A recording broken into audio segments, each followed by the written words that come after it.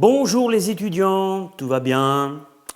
Un peu particulier, n'est-ce pas? Là, on se retrouve chacun dans sa maison, voilà, et puis, voilà, il faut un peu se moderniser, vivre des choses nouvelles. C'est pas évident parce que vous êtes enfermés chez vous, on ne peut pas sortir, il faut des autorisations, on se croirait au couvre-feu. Bon, ceci étant, le plus important, c'est que le Seigneur vous trouve, vous et moi, en bonne santé et qu'on soit toujours prêt à écouter ce que le Seigneur veut nous dire. Les choses de la terre passeront, mais voilà, la parole de Dieu va demeurer et puis on sera toujours ensemble, que ce soit ici en bas ou en haut.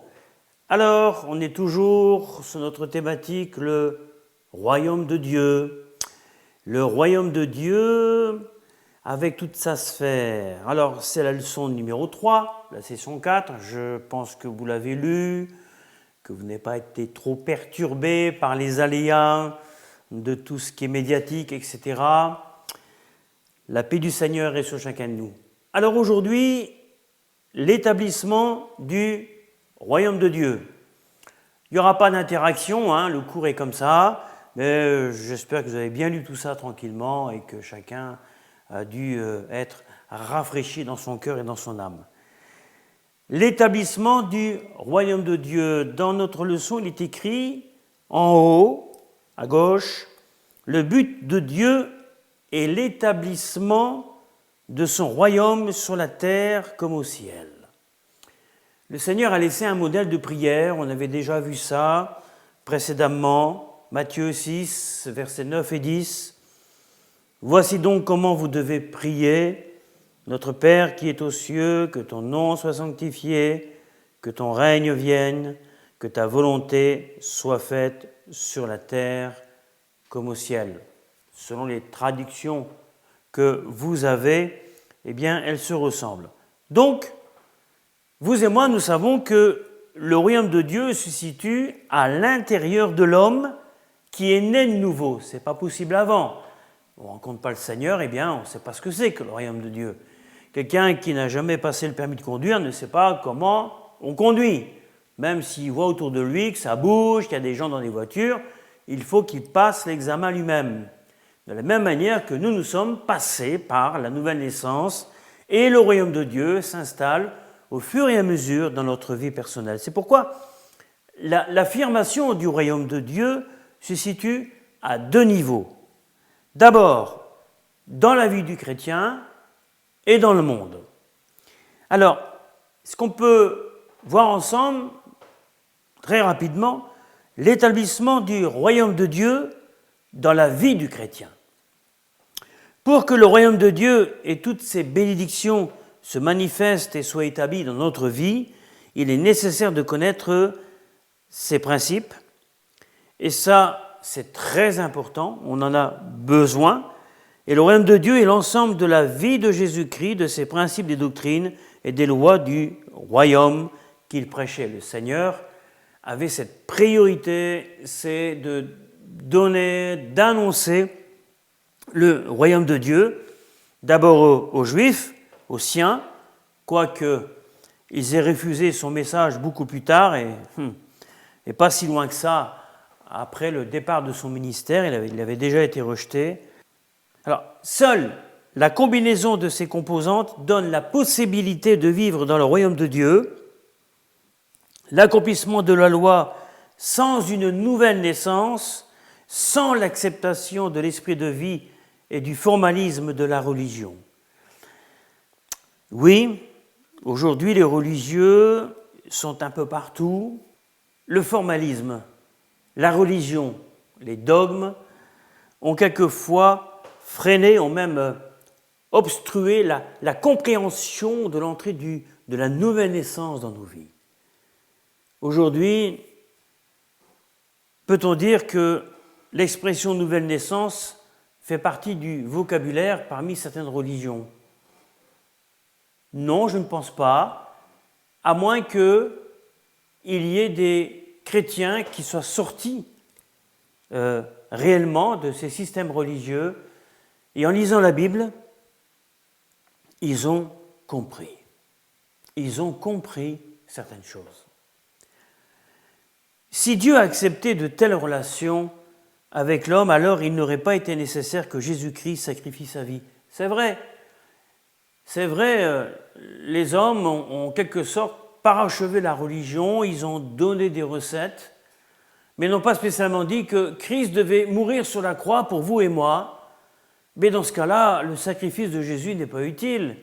Si nous devions accepter la religion comme un dogme, une histoire à compléter, un système de vie sur terre, mais qui ne donne aucune donnée concernant ce qui se passe dans le ciel. Et là, il y a une différence. Il est impossible d'accomplir tous les commandements de Dieu sans avoir en soi-même sa vie et sa force. Et à naître de nouveau et fouler aux pieds les lois de la vie établies par le roi, c'est vivre sous le régime de l'illégalité, le péché. Le péché est encore toléré dans certaines grandes philosophies religieuses. On en prend de moins en moins conscience quand il nous faut en parler. Et on oublie littéralement que l'homme ou la femme doivent faire une expérience personnelle avec la personne de Jésus. Pour comprendre, bien sûr, l'établissement du royaume de Dieu. Par exemple, si quelqu'un essaye de vivre d'après les lois françaises, en Amérique, très vite, il aura des problèmes avec les pouvoirs locaux américains. De la même façon, il est impossible de continuer à vivre exactement d'après les lois du royaume des ténèbres si nous sommes devenus le citoyen du royaume de Dieu et souhaitons le rester. Nous ne pouvons pas servir de maître à la fois. Nous ne pouvons pas rester assis longuement entre deux chaises. Il va falloir choisir, sauter. Nous ne pouvons pas avoir un pied sur le bateau et un pied sur le quai, sinon ça finit par s'écarter. Et il n'y a plus rien. On tombe. Tomber, c'est l'abîme dans le néant. Et là, vous basculez littéralement vers l'enfer.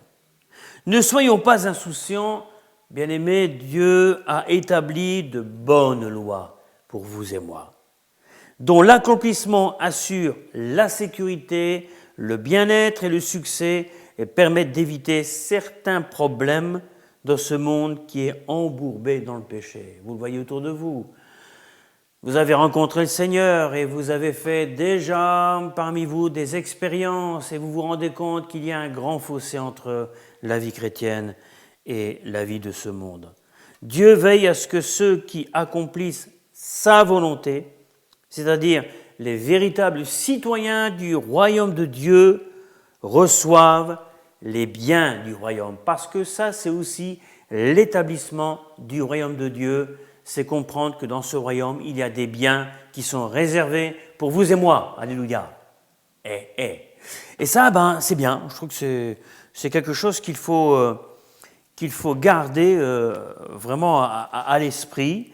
Et je voudrais aussi mentionner que dans l'établissement du royaume de Dieu, il y a le fait qu'aucun démon n'entre là-dedans, heureusement. Les démons pullulent un peu sur terre, autour de nous, et je crois bien fort que vous en êtes débarrassés, ou encore y a-t-il peut-être des choses qui viennent vous titiller, mais ça, votre conscience vous le souffle certainement si c'est ça, chasser les démons. Oui. Entre le royaume de Dieu et le diable, il n'y a rien de commun. Il n'y a rien de commun. Sauf que le diable connaît Dieu. Il sait qui est Dieu. Et les démons fuient devant le Seigneur Jésus. Là où est le royaume de Dieu, les démons tremblent. Et là, il faudrait se rapporter à des lectures de la parole de Dieu dans l'évangile de Marc. Prenons ensemble l'évangile de Marc, chapitre 1 et verset 21. Marc 1, verset 21. On y court chacun pour regarder. Allez, le premier qui l'a, il le lit. Marc 1, verset 21. C'est quand Jésus chasse les démons à Capernaum. Il dit ceci, ils se rendirent à Capernaum. ou à Capharnaüm. Et le jour du sabbat, Jésus entra d'abord dans la synagogue et il enseigna. Le verset 34 nous dit ceci: il guérit beaucoup de gens qui avaient diverses maladies, il chassa aussi beaucoup de démons et il ne permettait pas aux démons de parler parce qu'ils le connaissaient. Oui, les démons connaissent le Seigneur. Et le verset 39 nous dit ceci: et il alla prêcher dans les synagogues par toute la Galilée et il chassa les démons. Lecture très intéressante que vous pouvez développer encore chez vous après ce cours. Le pouvoir de chasser les démons est donné à quiconque est né de nouveau, pas à n'importe qui. Ce n'est pas le citoyen lambda qui va entrer ici, qui ne connaît pas le Seigneur. Oh, bien sûr, il y a aujourd'hui des professionnels de ce qu'on appelle de l'exorcisme. Il y a des gens qui pratiquent des choses bizarres, les divinations, mais ça n'a aucune valeur. Est-ce que Satan peut se chasser lui-même? Oui, les démons se font quelquefois la guerre entre eux, bien sûr. Mais Jésus ne se divise pas lui-même, lui. Alléluia, heureusement. Merci Seigneur. Et là, on peut voir aussi que dans Marc 16, verset 17, il est écrit, et ce verset est souvent cité quand nous faisons les baptêmes, quand nous prêchons l'Évangile. Voici les miracles qui accompagneront ceux qui auront cru en mon nom, ils chasseront les démons, à ne pas prendre à la légère. Nous sommes quelquefois faibles dans la foi, nous débutons dans la vie chrétienne. Ne faisons jamais ces choses-là tout seuls pour le moment. Il faut s'affermir dans la foi, il faut grandir et ne pas s'aventurer sur ce terrain-là à la légère. Et puis, si les démons sont chassés, eh bien, dans le royaume de Dieu, il n'y a pas de malades non plus, gloire à Dieu. La guérison des malades. Jésus guérissait non seulement parce qu'il avait de la compassion et de l'amour pour les hommes, mais aussi pour manifester la gloire du Père et la puissance du royaume de Dieu. Chacun de ceux qui s'adressaient à Jésus, après la guérison, il est écrit, recevait sa vie, puisque les maladies sont des œuvres du diable. Il y a beaucoup de discussions où certains disent « mais non, ce n'est pas toujours à cause du diable si on est malade ». On a déjà parlé de ça ensemble. Mais souvenez-vous quand même qu'à la création, nos grands-parents, Adam et Ève, n'avaient jamais été malades. C'est qu'après le péché, quand ils ont chuté, quand le péché est entré, que les maladies sont entrées progressivement aussi dans la vie de l'homme et de la femme. Voyons la situation de Job, le livre de Job, dont Dieu avait permis en quelque sorte que Satan touche au corps de Job et non à son âme. Oui, le diable peut venir vous titiller, vous gratter, comme je dis. Mais si votre âme est entre les mains du Seigneur, que peut-il vous arriver? Jésus constitue cette protection divine, ce rocher, ce rempart, et il continue à détruire les œuvres du diable en agissant au travers des chrétiens. Chrétiens, enfants de Dieu, non pas par étiquette ou assis sur une chaise, mais chrétiens, enfants de Dieu, acteurs actifs pour Dieu. La première épître de Jean, le chapitre 3, verset 8, il est écrit ceci, « Celui qui pêche est du diable, car le diable pêche dès le commencement. Le Fils de Dieu apparut afin de détruire les œuvres du diable. » Détruire les œuvres du diable. Ceci est à notre portée dans la prière. Quand nous invoquons le nom de Jésus, nous pouvons détruire au nom de Jésus toutes les œuvres qui veulent nous environner, nous entourer, les œuvres mauvaises bien sûr, et qui tentent de détruire votre foi, ma foi. Et puis, le royaume de Dieu, c'est une nature qui est maîtrisée. Notre nature est déjà maîtrisée. Elle est contrôlée par Dieu. Elle est fluide dans les mains de Dieu. Alors, nous pouvons, là, ici-bas, dans notre nature humaine, utiliser l'autorité du royaume pour maîtriser la nature. Notre nature à nous, la nature qui nous entoure. Jésus changeait les lois naturelles. Il avait le pouvoir. Il a stoppé la tempête sur la mer. Il a bloqué la nature. Il a usé avec puissance du pouvoir que son Père lui avait donné.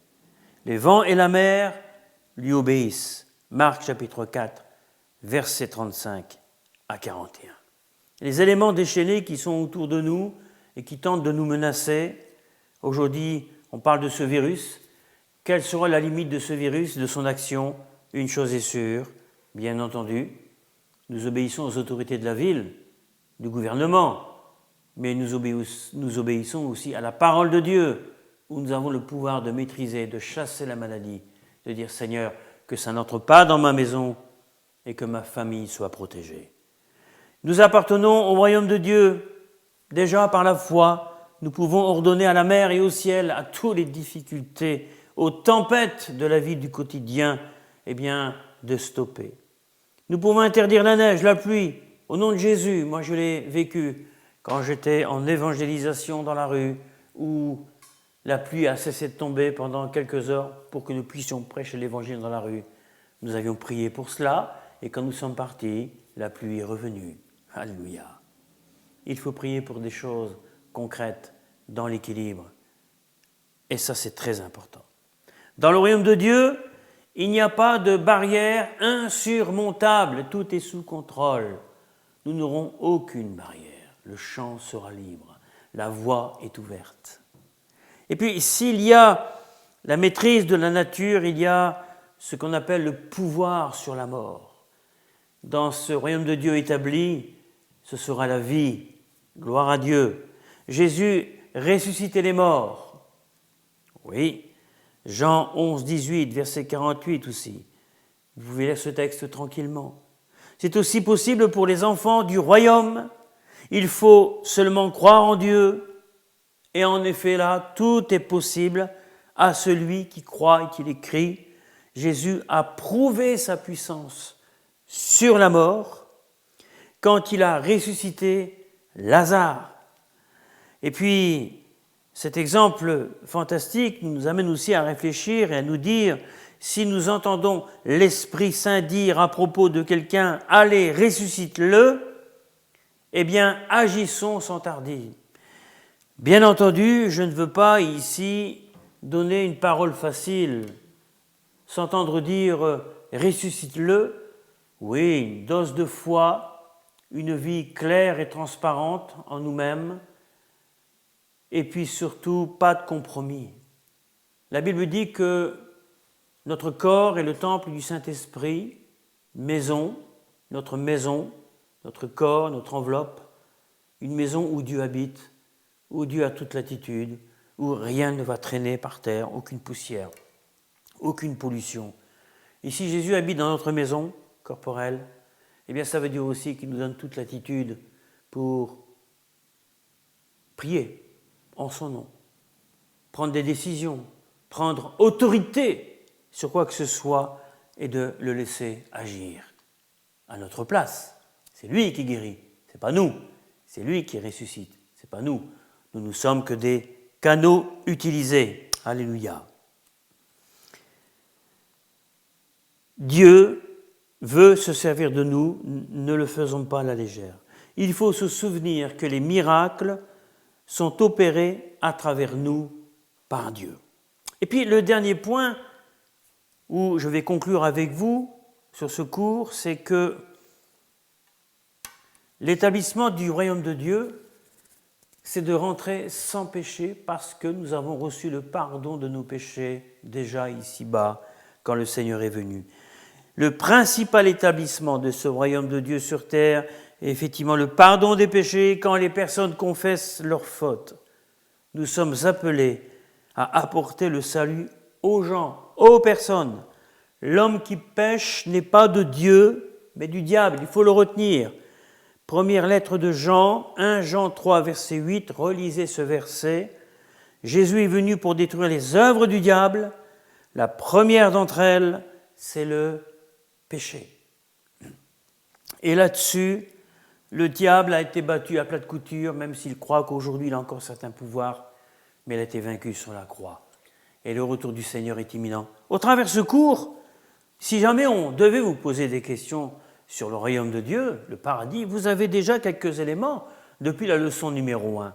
Alors je vous encourage à relire tout ça tranquillement et puis à être prêt à répondre aux questions de vos voisins, de la famille et d'autres encore dans vos milieux professionnels. Allez, je vous dis à la prochaine. On aura la leçon, attendez que je regarde mon papier, la leçon numéro 4. Vous connaissez le titre. À bientôt.